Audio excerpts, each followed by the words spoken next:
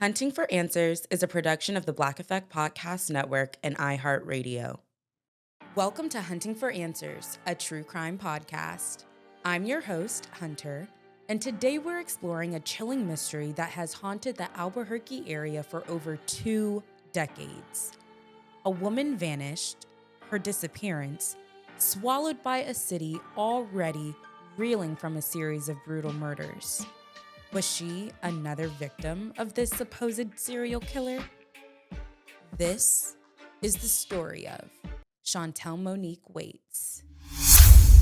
Albuquerque, New Mexico, a city with a dark secret. Since the early 2000s, women have been disappearing at an alarming rate. Then, in 2009, a horrifying discovery shattered the community. 11 bodies buried in shallow graves found near each other in the desert.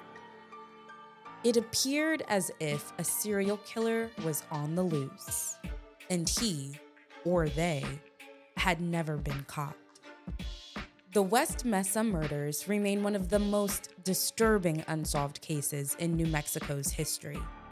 The victims, all women, had vanished between 2003 and 2004. With many more also disappearing between 2005 and 2006. But over the years, the list of potential victims has shifted. Some of the missing were later found alive, while others were discovered to have died through unrelated circumstances, their names removed from the growing list. Yet, in recent years, 2 new names were added. Women whose disappearances bore eerie similarities to the 11 bodies that were unearthed in the barren desert. One name stands out among the missing: Shawntell Monique Waites. On March 1st, 2006, Shawntell, who often went by Monique, was reported missing by her 74-year-old grandfather, the man who, along with his wife, had been raising her 4 children. At the time, the children were just 4, 8, 12, and 14 years old, all left without answers, and all left without a mother.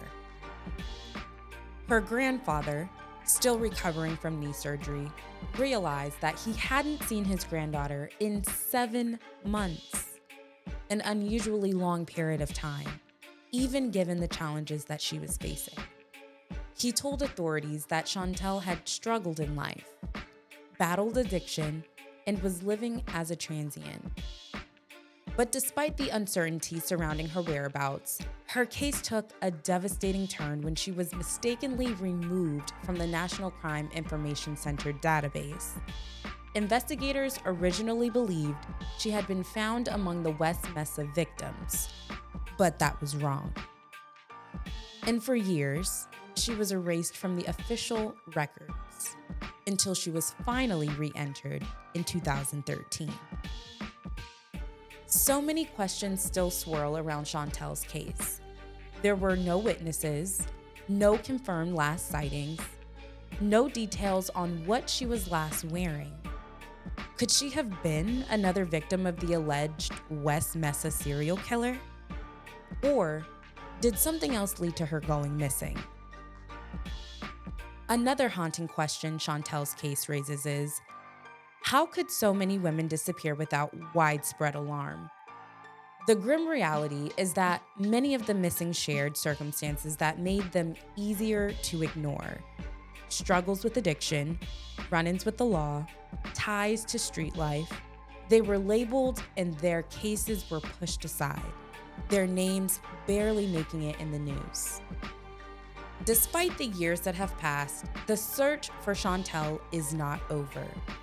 With every new discovery of human remains in New Mexico, the question resurfaces: is this the moment we finally find out what happened to Shawntell? Just in 2018, construction workers stumbled upon human bones.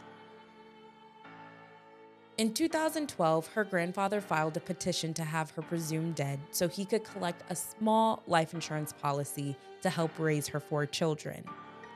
I'm not sure what really came about this. He passed away in 2017.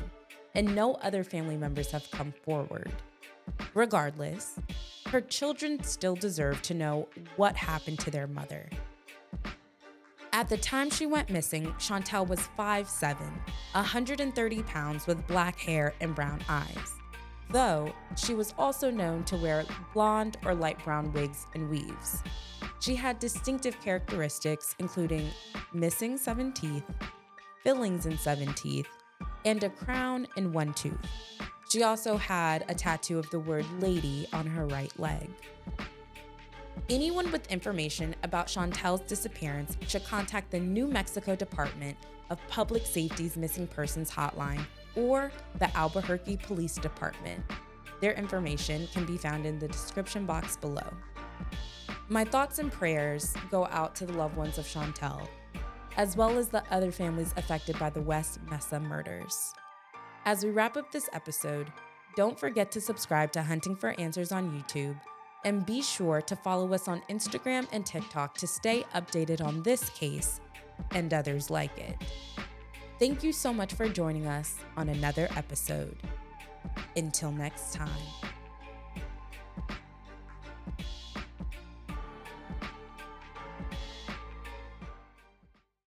Hunting for Answers is a production of the Black Effect Podcast Network. For more podcasts from the Black Effect Podcast Network, visit the iHeartRadio app, Apple Podcasts, or wherever you listen to your favorite shows.